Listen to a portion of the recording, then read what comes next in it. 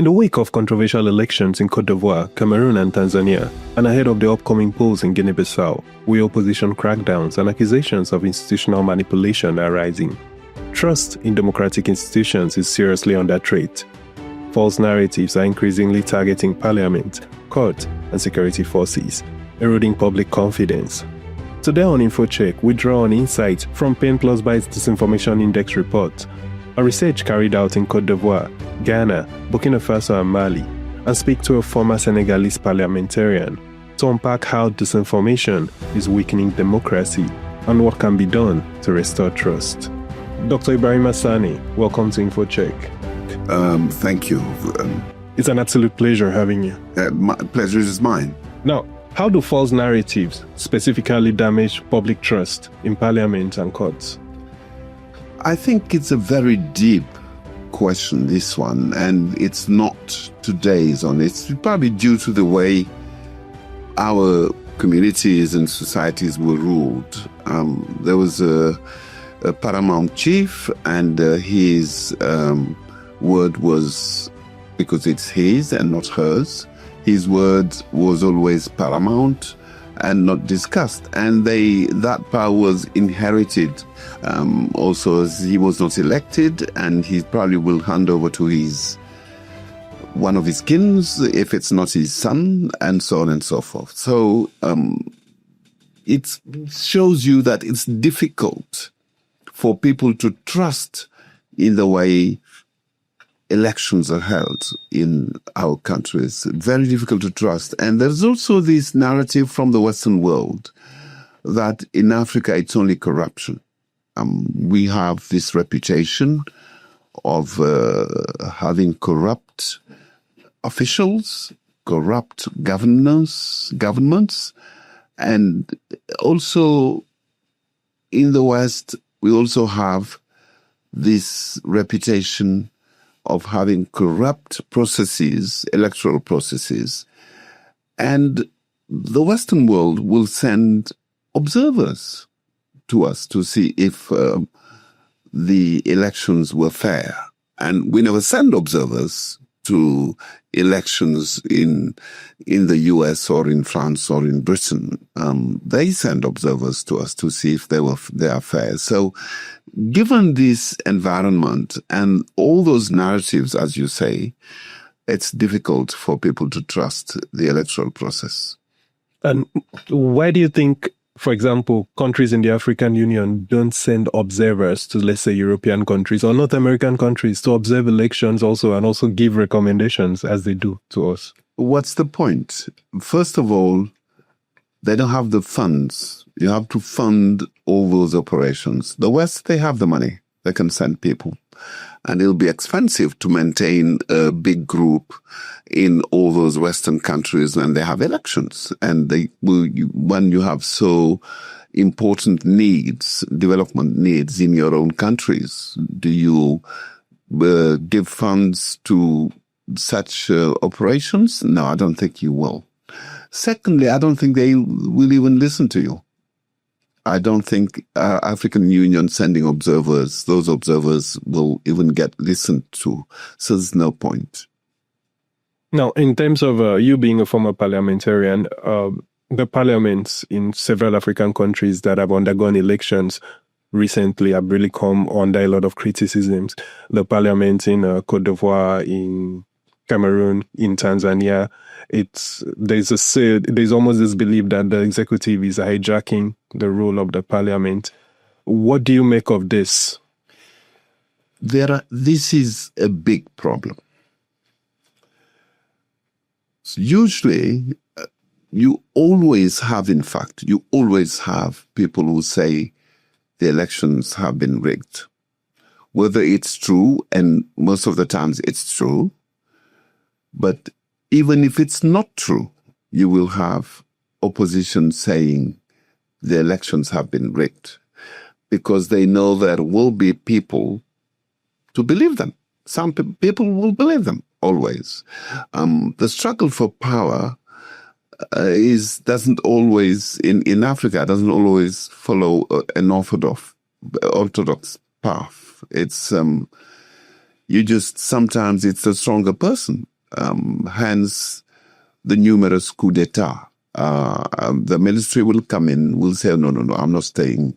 I'll hand over to a constitutional government and constitutional order. And then they end up staying. For years, sometimes decades, they stay. I mean, I can quote from Egypt and they get elected to all the Western countries here, some of the West African countries here, Mali, Niger, Burkina, you have Guinea. And you can back that in Guinea, the president who staged the coup will be elected. I mean, it's clear. So election in Africa seems to be a formality. You can tell who is going to win in most cases. And that's sad because usually allegiances go to the person who is in power. And truly, I mean, they don't need to rig the elections. The allegiances go to people in power, to the regime. Because the regime can, I don't know, corrupt the people or do. If you have a kin in the regime, you usually vote for the regime because the kin is probably helping the family at large. So why do people vote for this party or the other party?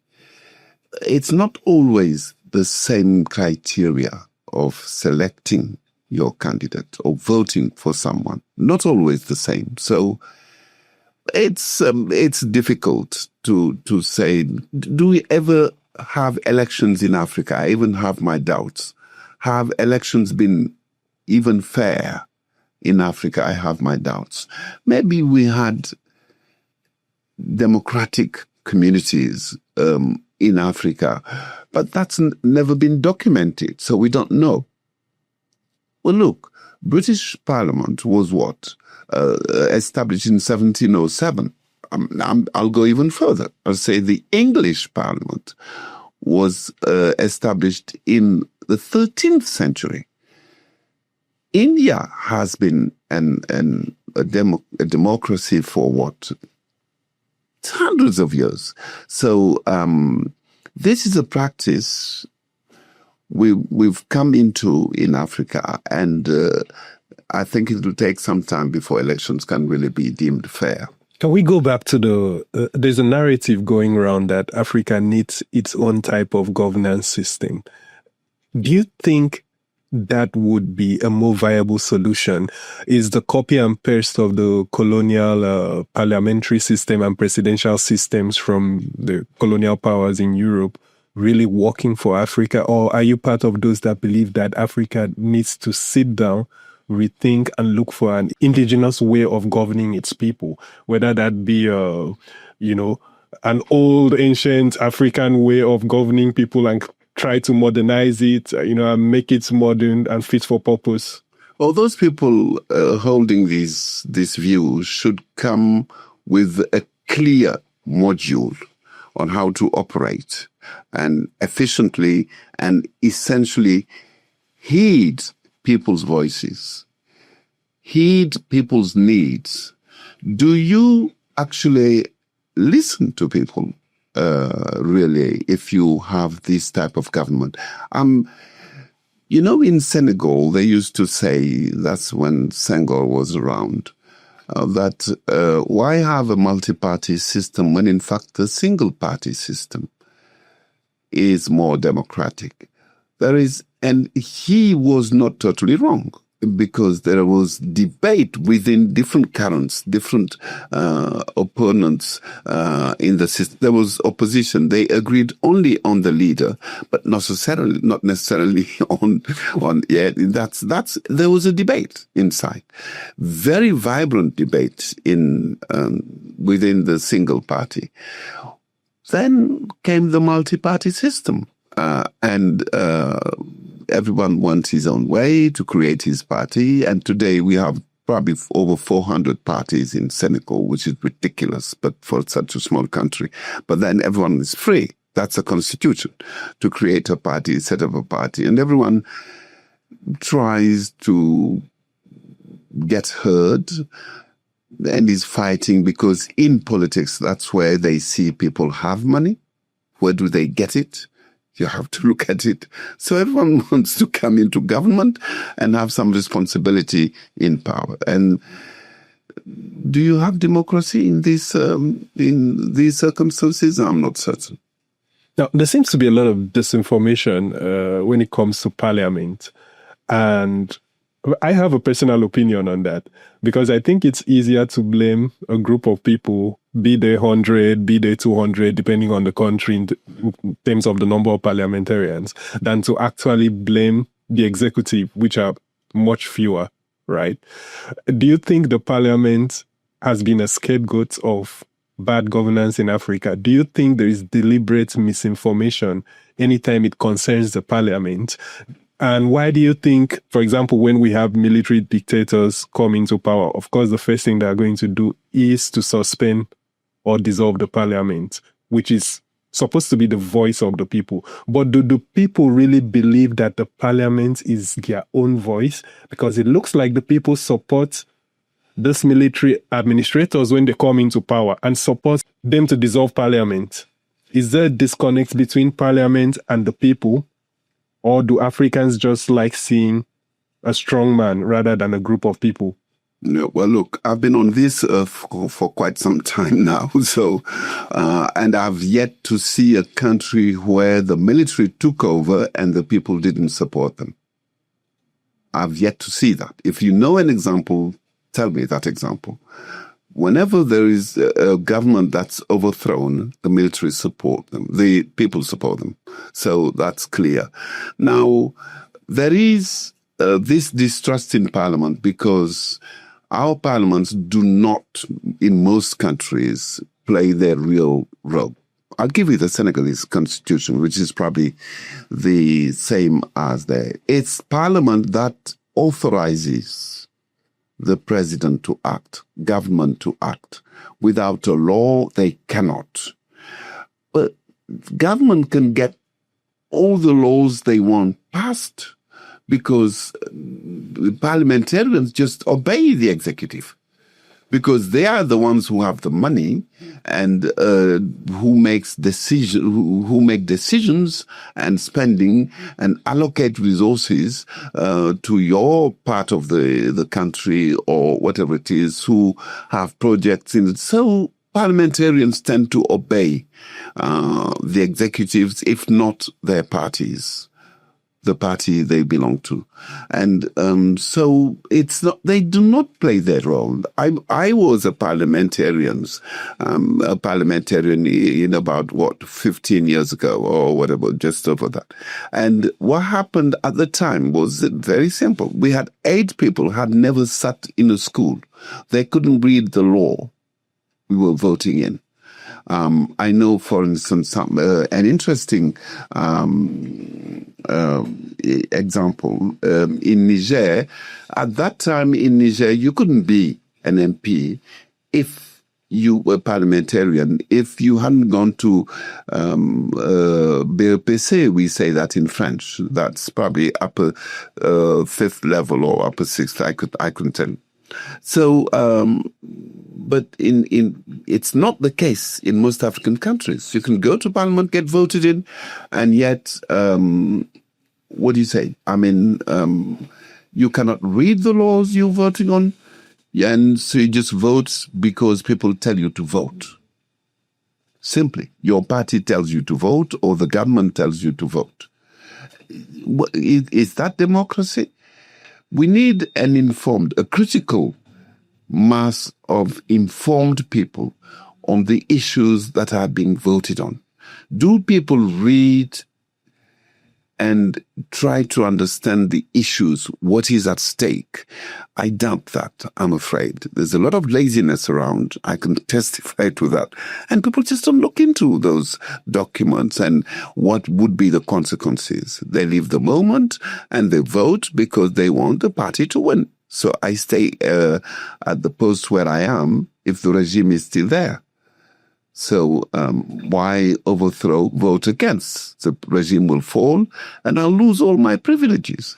So people just think like that. And if you call those elections or parliaments, I don't call those parliaments. And take the example of those 8 Democrats in the US who yesterday voted to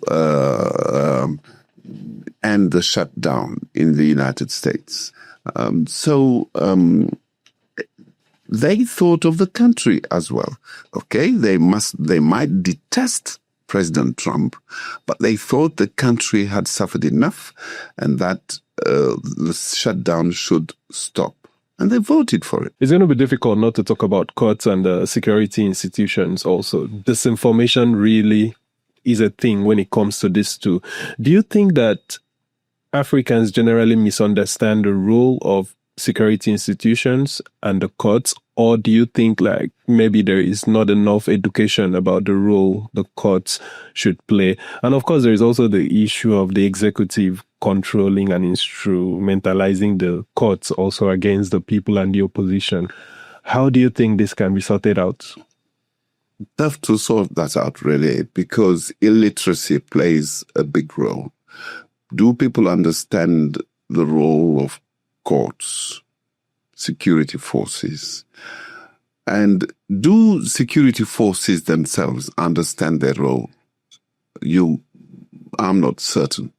So it's going to be tough because, and I think we need to evolve a bit. We've come into the Western system of governance. We need to accept that we must learn first how the system works before we can be efficient. If the security forces wrongly arrest someone, then it's fair, people should protest. But it can be right for the security forces to arrest someone. And then they say, no, it's because the government doesn't like me, I'm an opponent, and things like that. So, disinformation, as you called it, is really a plague in Africa especially. Because in Europe, people can make out the right from wrong. I mean, in here, you believe what you want to believe on, depending on your allegiance. That you tend to believe what those people say and reject what the other side says. And it's just not going to work like that. And finally, at the end of the day, the people who wish the government would look for a way. The big tech companies will have to get creative and do something practically about it. But the major responsibility in terms of curbing disinformation lies with parliaments, because they are the ones that create laws and make laws that govern all this. What do you think, in a concrete way, parliaments across Africa and even the AU and even regional parliaments, for example, can do to really put a foot down and say, this is what we're going to do concerning disinformation? That's giving too much trust to parliaments, and they don't have that trust from people. How many laws were initiated by parliament? I would say 99% of laws of acts are initiated by government, not by parliament. So what can parliaments do?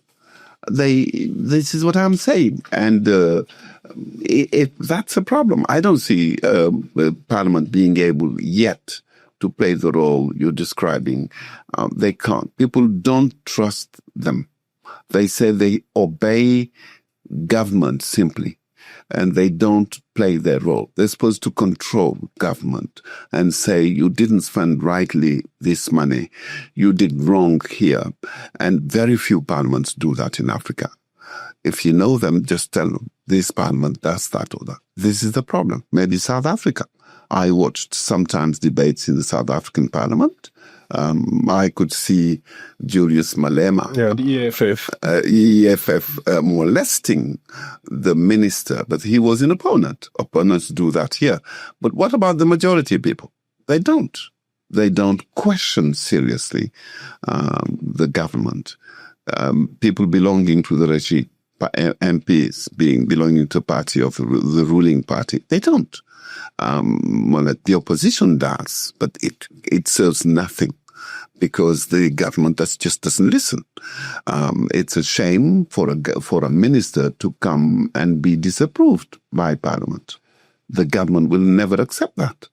So what do you get? What can Parliament do? So MPs of the ruling party will line up behind and support the minister, and then vote for whatever the minister is bringing. So finally, as someone that has spent time in an African parliament, Senegal, what would you change? What's that one thing you would like to see change about parliaments in Africa generally? Just one thing. The level of education of MPs, of parliamentarians, so they can read the law, and the higher educated you are, the better. They can read the law, and they can understand, they can think of the consequences, the impact, and where it will take the country to. If we don't do that, I don't think we're going to go anywhere. Dr. Ibrahima Sané, thank you for coming on InfoCheck. Thank you, Francis. Thank you.